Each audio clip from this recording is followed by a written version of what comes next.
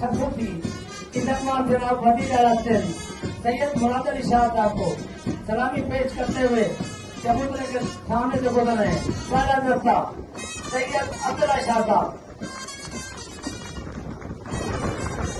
इनकी क़यादत inspector sub inspector मियो खान कर रहे हैं।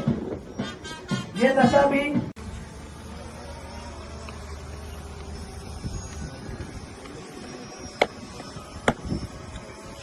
Number 2 probationer ASI Gulzar Tariq सनाब Gulzar Ahmed district Dadu, first in law CC class 4 with case 1 basic pay Tariq Gulzar.